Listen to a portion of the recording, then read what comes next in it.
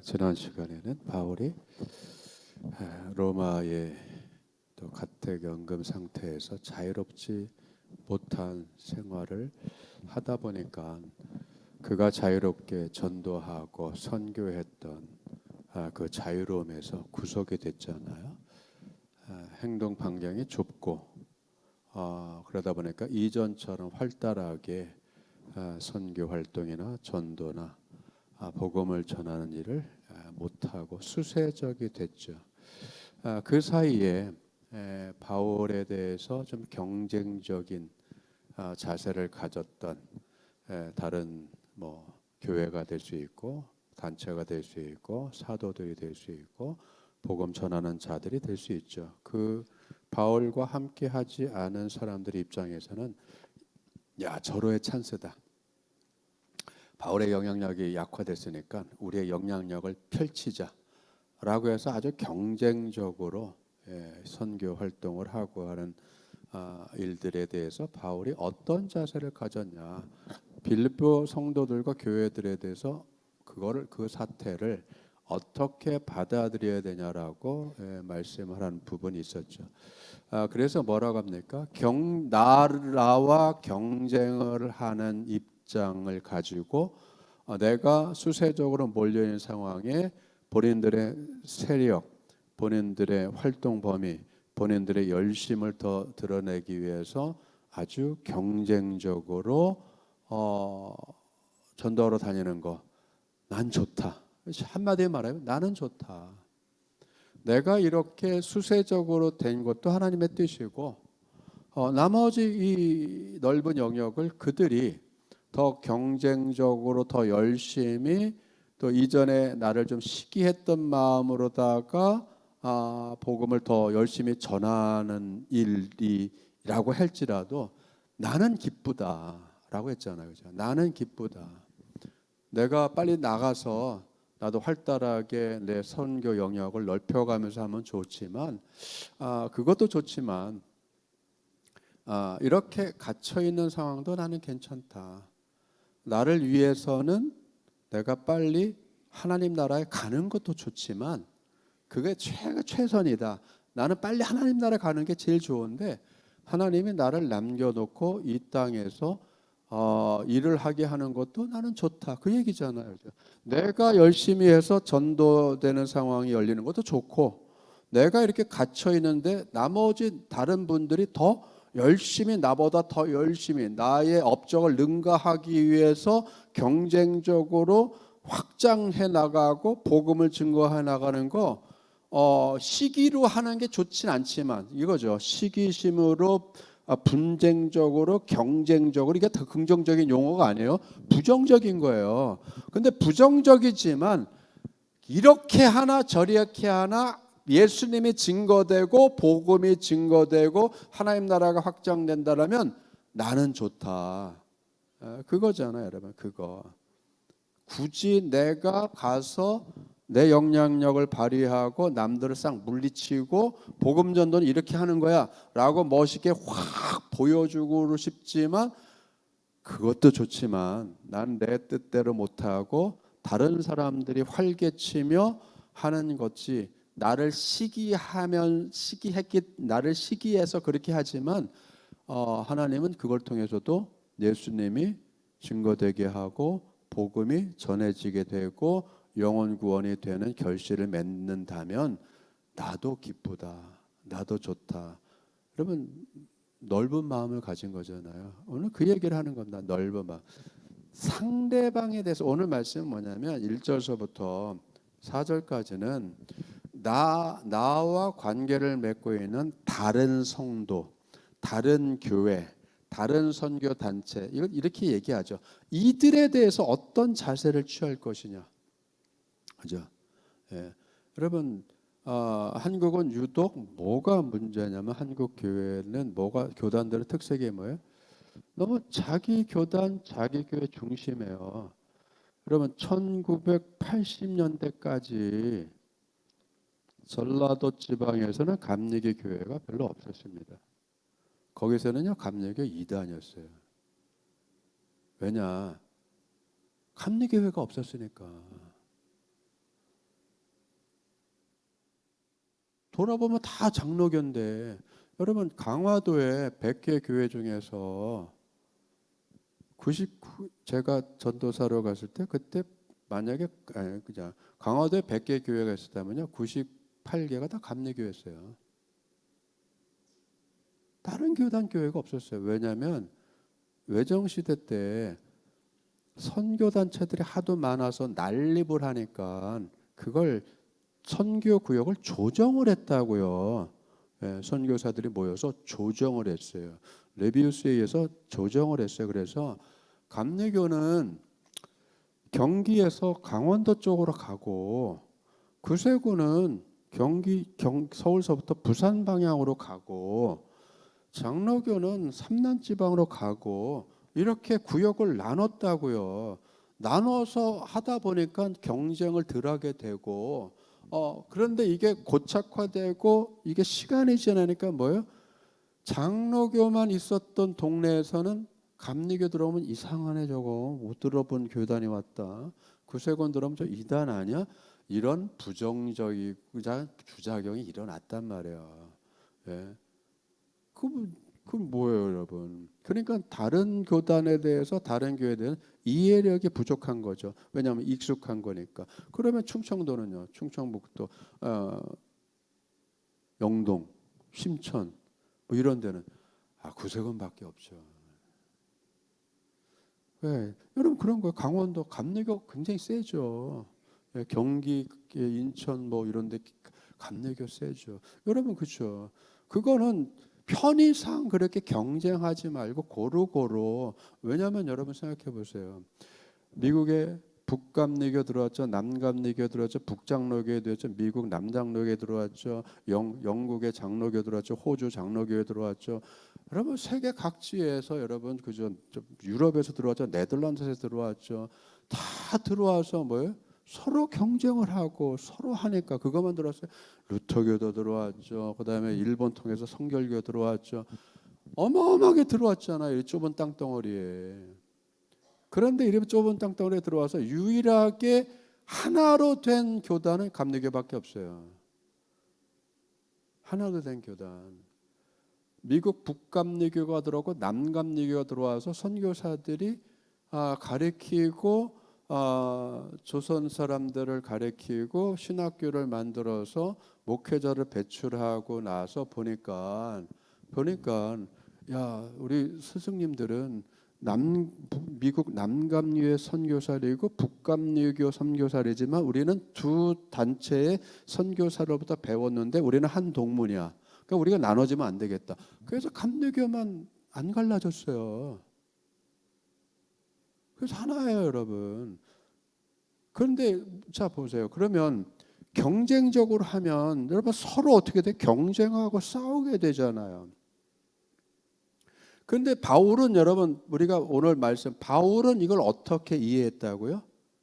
내가 열심히 하나 저 그룹이 열심히 하나 난 좋다. 결국은 복음이 증거되면 되고 예수님이 증거되면 되고 구원받으면 되지 않냐. 다 하나님께서 쓰시면 되지 않냐. 그래서 뭘 갖는 거예요? 포용하는 마음을 갖는 거죠. 그들을 시기하지 않고 싫어하지 않고 여러분 그런 거죠. 구세군이 안 들어가 있는 곳에 장로교가 활동하면 되고 감리교가 복음 전거하면 되고 그러면 되잖아요. 여러분 그러면 된단 말이에요. 그렇죠? 다 주님의 교회잖아요. 하나님이 세우셨잖아요. 성령이 역사하시잖아요. 그거를 그러면 좁은 의미로 좁게 이 범위가 좀 넓어졌으니까 좁게 우리 안에서 보면 이 좁은 이것을 뭐라고 그래요? 자, 그리스도 안에서 무슨 권면이나 사랑의 무슨 위로나 성령의 무슨 교제나 긍휼이나 자비가 있거든. 이거 해야 될 일들을 얘기하는 겁니다. 이걸 해야 될 일들을 얘기하는 거예요. 뭐냐면 권면을 해야 되고 위로를 해야 되고 교제를 가져야 되고 긍휼과 자비를 베풀어야 돼요. 그죠? 이게 다 누구를 향한 거죠? 내가 나를 향한 건가요? 아니죠. 내가 나를 사랑하고, 내가 나를 권면하고, 내가 나를 위로하고, 내가 나와 친숙하게 지내고, 이거 아니잖아요. 이건 뭐냐면 내가 타인과의 관계를 얘기하는 거예요. 내가 나와의 타인. 다시 말하면 다른 성도, 다른 사람, 나 외에 다른 사람들을 내가 어떻게 대할 것이냐, 타자들에 대해서 내가 어떻게 대할 것이냐, 또 그리고 이것을 나 혼자가 아니라 우리 그룹 안에서 안성여무 교회에서 이 주변의 사람들을 권면을 해야 되고, 봉사도 해야 되고, 위로도 해야 되고, 교육도 해야 되고, 교제도 가져야 되는 이 아름다운 주님이 우리에게 부탁하신 이 일들을 행함에 있어서 우리는 내부적으로 어떻게 되냐고요? 마음을 갖춰야 된다는 거예요. 우리는 내부적으로 마음을 같이 하는 거예요. 뭐 이런 얘기가 나오면 그거 해야 돼요? 그거 꼭 해야 되냐고, 이 바쁜데. 그거 밥을 줘야 돼? 야, 그냥 가는 사람 밥 주지 마, 이씨. 그렇게 하면 안 된다는 얘기죠. 우리 잘 안 나오는데 그 선물을 줘야 돼? 주지 마, 이씨. 그러면 안 된다는 얘기죠, 여러분. 마음을 같이 해야 된다.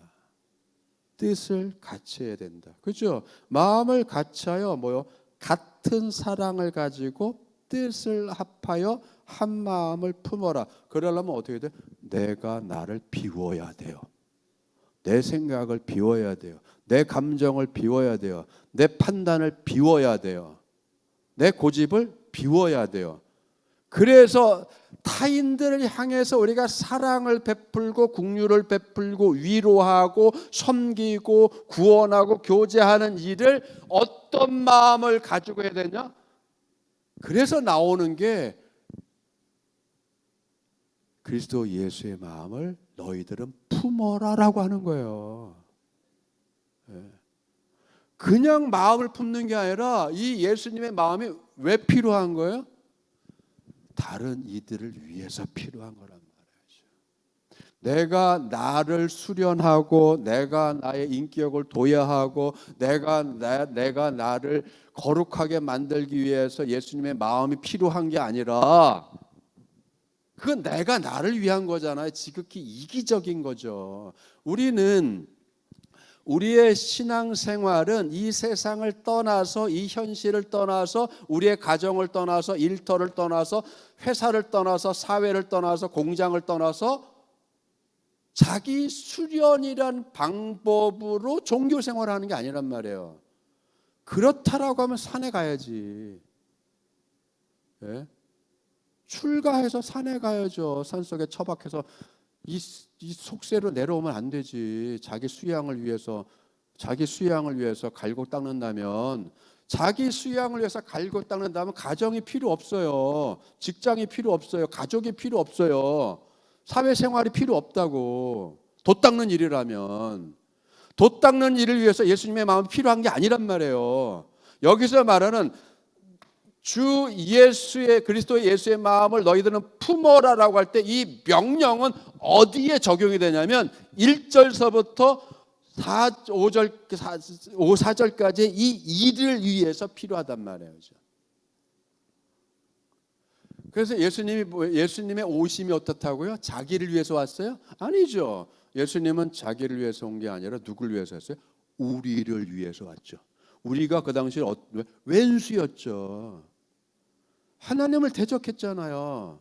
하나님을 대적하는 왼수인 우리를 구원하고 원수가 아닌 가족을 위해서 하나님 자녀로 만들기 위해서 오셨는데 어떻게 오셨어요? 자기를 비우고 오셨죠. 자기를 비웠다는 게 뭐냐면 속을 없앴다는 게 아니라 하나님으로서의 발휘할 수 있는 속성을 내려놓고 오셨단 말이에요. 하나님의 속성을 내려놓는 거, 영원한 거, 영광, 권력, 능력을 자기를 위해서 쓰고 우리를 위해서 쓰는 게 아니라 이걸 내려놓고 비웠단 말이에요. 이걸 비우고 뭐로 왔어요? 죄인의 모습으로 와서 자기를 비웠으니까 죄인의 모습을 가질 수밖에. 왕이 뭐가 된 거예요? 거지가 된 거죠. 왕이 거지가 됐어요. 스스로 자발적으로 거지가 돼서 다리 밑에 온 거죠. 거기서부터 출발하는 거예요. 사람들은 그런데 그걸 몰라봤죠. 이게 웬 또 거지가 또 왔냐라고 했죠. 왜? 어떤 모양도 없고 어떤 왕이라고 발견할, 구주세주라고 발견할 어떤 뭐요? 티도 안 났단 말이에요. 그죠? 티도 안 나죠. 예? 베들레헴 마구간에서 태어났는데 무슨 티가 나요? 티가 없이, 티 안 내고 오셨단 말이에요. 그러니까 오해가 생기죠. 못 알아보니까. 예수님은 못 알아보게 오셨어요. 우리는 성경에서 마리아의 아들로, 요셉의 아들로 왔으니까 알아볼 것 같으죠. 주님이 옛날 모습으로 우리와 같이 왔다면 이 자리에 앉아 계셔도 못 알아봐요, 여러분. 못 알아보기 때문에 예수님이 뭐라고 했어요? 이 작은 소자에게 한 것이 나에게 한 거다라고 하잖아요. 그렇죠? 작은 소자에게 물 한 컵 준 게 곧 나에게 준 거야. 작은 소자에게 밥 한 그릇, 이게 굶었을 때 밥 한 그릇 대접해 준 게 곧 나에게 해준 거야. 그게 동일성이잖아요, 여러분. 동일시하는 거예요. 그러니까 못 알아보는 거예요, 여러분. 못 알아본다고요. 예수님이 와도 못 알아본다고요. 왜? 영광스럽게 오시는 분이 아니기 때문에. 티를 내고 오시는 분이 아니기 때문에. 전혀 티가 안 나고 오히려 더 뭐요? 누추하고, 그리고 못 알아볼 정도로 아주 평범한데, 평범한 것도 뭐요? 그 평범한 것도 보통 평범이 아니라 더 찌그러진 모습으로 오기 때문에 그 볼품이 없고 어떠한 캐치할 수 있는 힌트도 없고, 그렇게 오시기 때문에 뭐요? 우리가 믿음 생활하고 타인을 대할 때 혹시라는 생각을 가져야 되기 때문에 뭐요? 겸손해지는 거예요. 예수님께서 뭐요? 마태복음 24장, 25장 여기서 그때를 비하면서 한 왕이, 여러분 그렇죠? 예. 상 받을 자들에게 뭐라 합니까? 이 상 받을 자들아 하면서 어떻게, 내가 목마를 때 너희들은 나에게 마시게 했고, 내가 헐벗을 때 너는 입혀줬고, 내가 억울하게 옥살이할 때 나를 위로하러 찾아왔다. 그럴 때 이 사람들이 뭐라고 그래요? 왕이 우리가 언제 그렇게 했어요? 우리가 언제 왕이 굶쳤을 때 밥을 줬고, 언제 헐벗을 때 우리가 이 옷을 줬습니까? 우리는 그런 일이 없어요. 했을 때 뭐라고 그러죠? 이 작은 소자에게 한 게 내게 한 거다라고 했잖아요. 우리는 몰라요, 여러분. 내가 누굴 만나는지 모르는 거예요. 특히 뭐요? 교만 떨 때. 상대방한테 특히 교만 떨 때, 그때는 까맣게 모르는 거예요. 그분이 주님인지 모르는 거예요. 겸손하게 밥 해줄 때는 그게 아니라 언제요? 교만 떨 때, 남 무시할 때. 예. 남 무시하잖아요. 자기보다 입은 게 추레하면 아이 뭐 쳤다이로 옷을 입고 다녀. 예. 여러분 그렇죠? 교만 떨 때, 남 무시할 때, 남 의견 묵사발할 때, 그때 그게 주님에게 하는 것인지 모른단 말이에요, 여러분. 모르는 거예요.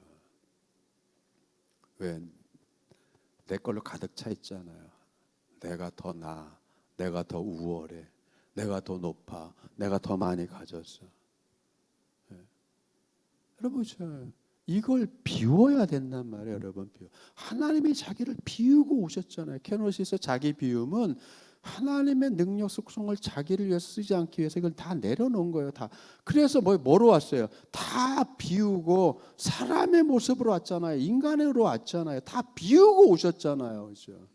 그러니까 사역을 할 때, 뭘 할 때 자기를 비우고 그 일을 하는 거예요. 자기 일을 비우고, 자기를 비우고 그 일을 하는 거죠. 우리는 모두 예수님을 따라서 나를 비우고 봉사 일을 하는 거예요. 나를 비우고 서비스업을 하는 거예요. 나를 비우고 하는 거예요, 여러분. 나를 비우고 했기 때문에 뭐요? 승질이 안 나는 거예요. 그 굳은 일이 성질이 안 나는 거예요. 나를 비웠기 때문에. 여러분 그렇죠? 장자를 읽다 보면 허주 빈배 얘기가 나오죠. 자, 내가 배를 타고 쫙 노저어 가는데 저쪽에서 배가 둥둥둥둥 떠와가지고서는 내 배를 확 쳤어. 승질이 나잖아요. 어떤 놈이야, 배 운전 똑바로 해야 하고 승질을 내면서 탁 봤더니 그 배에 뭐요? 빈배가 와서 내 배를 쳤어요. 그게 머쓱해지는 거잖아요. 이 머쓱함. 내가 왜 빈배를 향해 소리 질렀지? 그래서 우리는 이렇게 살아가는 거예요. 거꾸로 해결하는 거죠. 거꾸로. 예. 나라는 인생에 나라는 주인이 없으면 화를 낼 때가 어디 있어요? 승질 부릴 게 어디 있어요? 짜증 낼 게 어디 있어요? 슬퍼할 일이 어디 있어요, 여러분? 내 인생은 왜 이래? 슬퍼할 일이 없는 거예요. 내가 없는데, 나라는 아집, 나라는 게 없는데 승질 날 게 어디 있고 슬퍼할 게 어디 있고 고통스럽다고 외칠 게 어디 있고 하소연할 게 어디 있어요, 여러분? 인생은 그렇게 사는 거예요. 예. 삶은 그렇게 사는 거예요. 어디다 승질을 내요? 승질 낼 데가 없잖아요, 여러분. 성질 낼 데가. 나무한테 승질 낼 거예요. 저 시냇가에다 승질 낼 거예요. 예? 지나가는 똥개한테 승질 낼 거예요. 나 같은 여러분 아집과 이런 게 없잖아요. 여러분 생각해보세요. 길을 걷다가 내가 아무 생각 없이 길을 탁 걸어가다가 가로수를 툭 받았어. 승질 나죠. 어디다 승질 낼 거예요? 시청에다 전화할 거예요. 왜 여기다가 가로수 심어놔가지고 걸어가다가 맞박게게 했냐 할 거예요. 승질이 안 나잖아요. 그때는 뭐예요? 아이고 내가 딴 생각하며 걸었네 하잖아요. 여러분 상대방 나무한테 승질을 안 내. 여러분 그런 거예요. 상대방한테 성질을 안 내는 거예요. 그죠? 이게 웬만한 고단수 차원이 아니잖아요. 상당한 인격인 거예요. 여러분 오늘은 상당한 차원이 다른 인격을 얘기하는 거예요. 차원이 다른 인격. 어떤 인격? 나를 비우고 내 마음을 그리스도 예수의 마음으로 채우는 거죠. 예수의 마음으로 바뀌어야 되는 거죠. 여러분 예수의 마음으로 바뀌어야지만이 삶이 새롭게 느껴지고 그저 새로운 차원 하나님이 하시는 일이 보이고 하나님의 말씀이 들리고 그렇게 살아가는 거예요.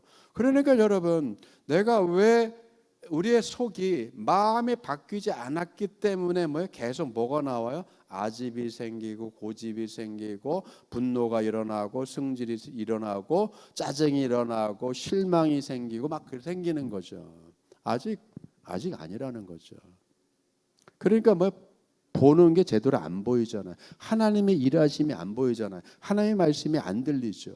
상대방이 귀하게 안 느껴지죠. 저거를 논단해야 되고 쳐다내야 되고 판단해야 되고 잘라내야 되고 가리켜야 되고 그냥 고쳐 쓰려고 하고 여러분 니체나 여러분 쇼펜하우나 둘 다 공통적으로 하는 게 뭐예요? 사람은 고쳐 쓰는 게 아니다. 인간은 인간을 고쳐 못 씁니다. 누구만 고쳐 쓰세요? 하나님만 고쳐 쓰는 거예요. 그건 하나님 차원에서 하는 거예요. 우리 인간의 차원에서는요 상대방을 못 고친다. 그런데 못 고치는 가지고 우리는 평생 씨름하잖아요. 왜 안 바뀌는 거야 당신은? 해주는 대로 먹어. 그러면 입맛은 왜 안 바뀌는 거야? 그러잖아요. 자기가 안 해줄 생각을 안 하고 자기가 안 바뀌는데 남 보고 바뀌라고 하잖아요. 이런 헛사는 인생이 어디 있어요? 이게 헛사는 거죠, 여러분. 괜히 싸우는 거예요, 여러분. 해결 안 되는 걸 가지고 싸우잖아요. 그게 인생에 가장 중요하다고 생각. 뭐가 중요해요? 입맛 바뀌는 게. 그게 뭐가 중요하냐고요. 안 중요하다고요, 하나도. 근데 안 중요한 걸 가지고 자꾸만 중요시 하잖아요. 편식한다고. 사람은 편식을 할 수밖에 없어요. 골고루도 좋지만 골고루도 한정이 있는 거지. 여러분 생각해 보세요. 당뇨 가지신 분들한테 계란 많이 먹으라면 좋겠어요? 바나나 많이 먹으라면 좋겠어요? 안 좋아요, 여러분. 칼륨과 칼슘이 많으면 이렇게 신장이 안 좋은 사람한테 여러분 생각해보세요. 신장이 안 좋은 분들한테 과일 많이 먹으면 좋다고. 좋은 얘기죠. 그런데 그거는 신장이 멀쩡한 사람한테 과일 많이 먹으면 좋지만 신장이 나빠가지고 신장이 나빠서 늘 허리가 띵띵 붓고 그냥 하는 분한테 바나나 좋으니까 바나나 열심히 먹으세요. 뭐 주니까 뭐 주. 어떻게 돼? 더 고장나요. 왜? 칼륨이 더 많아지면 부담이 늘어난다고. 그러니까 여러분 좋은 게 좋은 게 아니잖아요. 구분할 줄 알고 분별할 줄 알고 안 먹을 거 먹지 않게 해야 되고. 여러분 그렇죠. 사람은 대부분 편식을 해요. 편식. 그 편식이 좋은 거예요. 극단적 편식 말고. 극단적 편식은 뭐예요?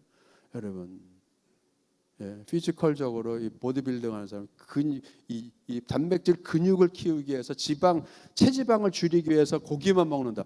그러다가 죽은 보디빌더들 많아요. 나이 30에 체지방률이 떨어지면 온갖 병이 걸려요. 한순간에 심장 멎는 거예요, 여러분. 그러니까 지방도 필요한 거예요. 단백질도 필요하고 지방도 필요하고. 그러나 체질에 따라서 이런 편식을 하는 거예요. 그걸 뭐라고 안 되는 말은 식탁에 내가 골고루 차려줬는데 왜 안 먹어? 당연히 몸은 안 받죠. 몸은 알아서 하잖아요. 받는지 안 받는지 금방 알죠. 그건 이론적 설명이 필요 없는 거예요. 그 직관적인 거예요. 여러분 그러니까 그런 것들을 가지고 씨름하고 싸움하고 밥상머리에서 세계 대전을 일으키지 마시고 세계 대전 이렇게 대부분 밥상머리에서 세계 대전 벌어지는 거예요, 그렇죠? 잔소리하지 마시고 밥상머리에서 무슨 밥상머리 교육이라는 게 어디 있어요? 그러니까 위장장 일어나고 위궤양 일어나고 그러죠.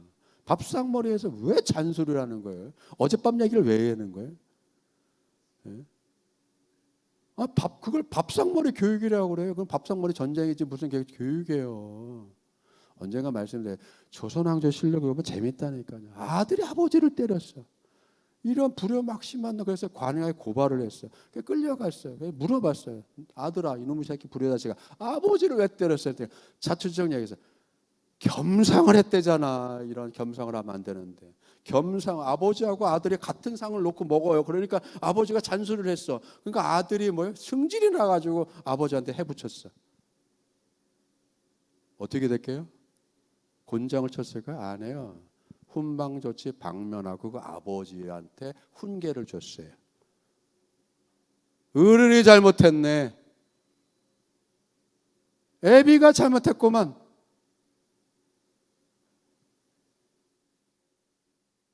밥 먹는데 자식은 왜 불러가지고 겸상하면서 잔소리를 왜 한 거야? 그렇게 결론이 났어요, 여러분. 부모가 자식들 성질을 돋구잖아요.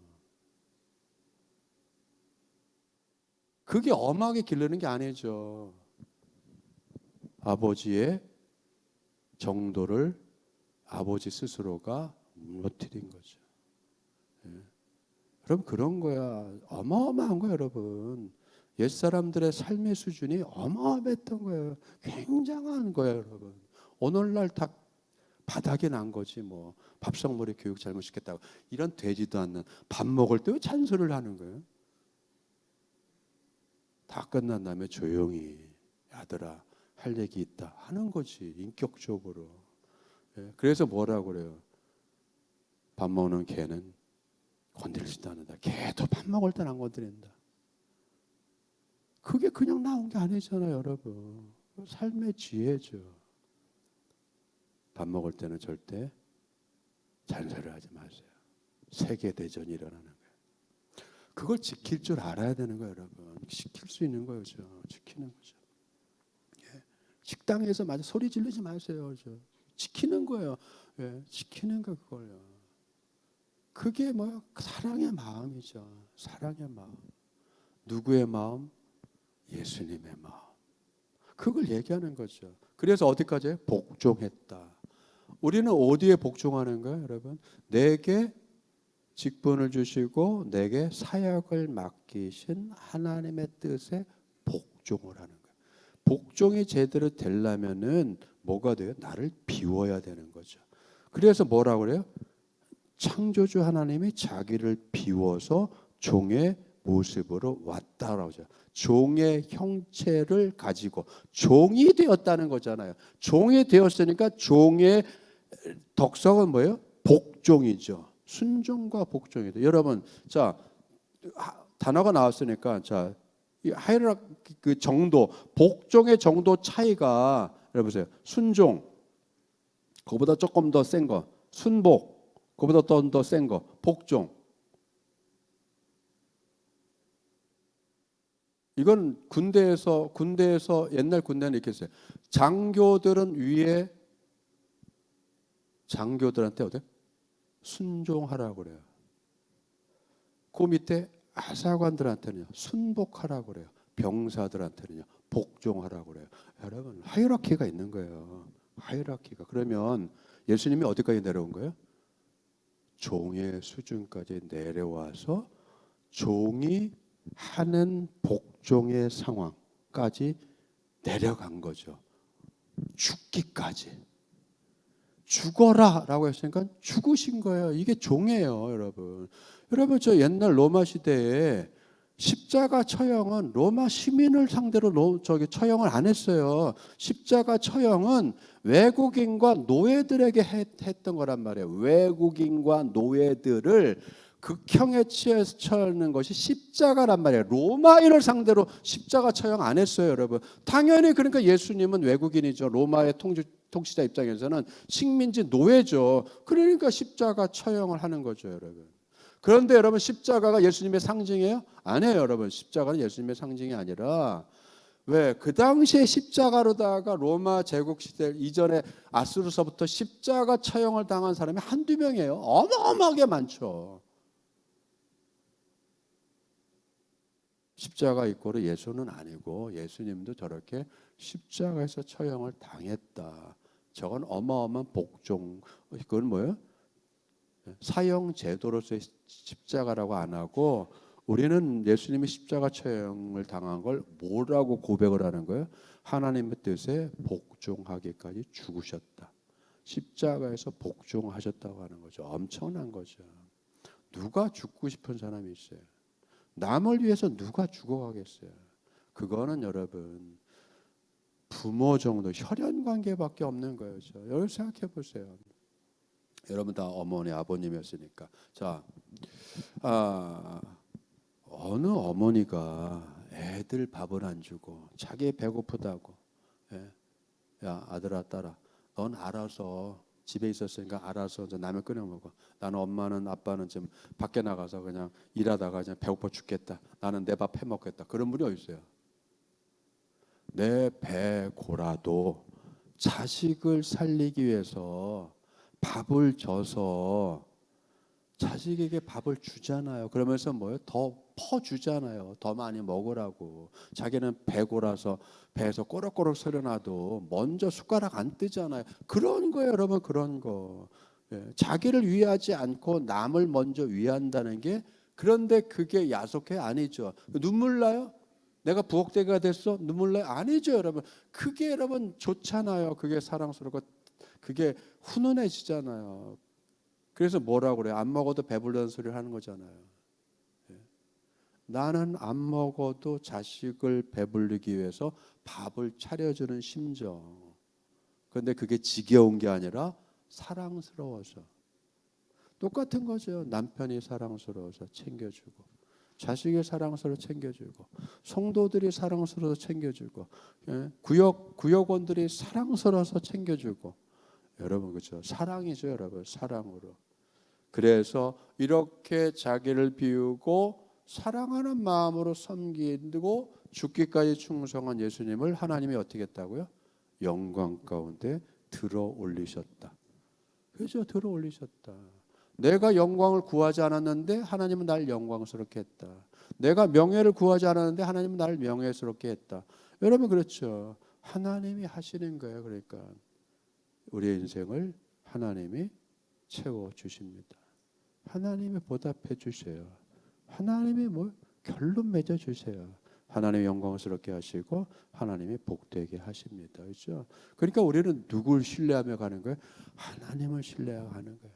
내가 나를 내려놓을 수 있는 것도 하나님 때문이고, 내가 굳은 일을 내가 싫어하지 않고 그 일을 기쁨으로 감당할 수 있는 것도 하나님 때문이고. 여러분 그렇죠? 그 수준이 바로 뭐요? 믿음의 실력인 거죠.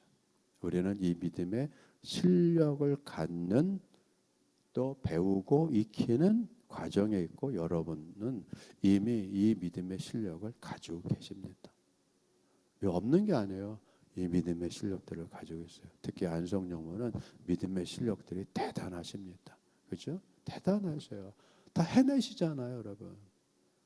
나이 이른이 돼도 해내시고, 여든이 돼도 해내시고, 다 해내시잖아요. 굳은 일을 해내시죠. 예. 아파 병원에 다니면서도 해내시고, 약을 먹으면서도 해내시고. 여러분 어마어마한 거죠. 여러분 어마어마하죠. 도망가지 않으시고, 외면하지 않으시고, 귀찮아하지 않으시고, 잘 감당한, 나를 위해서가 아니라 교회를 위해서, 영혼을 위해서, 성도들을 위해서, 예, 좀 나보다 어려운 형편에 있는 분들을 위해서, 또 동네 주민들을 위해서, 한 마음에 대해서 주님의 사랑하는 마음을 품고 봉사하고 섬기고 기도하고 예배드리고 살림 꾸려가고 또 직분을 잘 감당하는 여러분 모두에게 오늘 예수 하나님이 자기를 비워 종의 형체를 갖고 죽기까지 복종하신 예수님을 영광 가운데 들어 올리셨던 것처럼 여러분들을 들어 올리시고, 여러분들의 모든 도구에 하나님 차원에서 보답을 해주시고 풍성한 은혜로 채우시고, 여러분의 가정과 자녀들의 자손들까지 주님이 복 주시며 인도하여 주시기를 주님의 축원드립니다. 기도하겠습니다.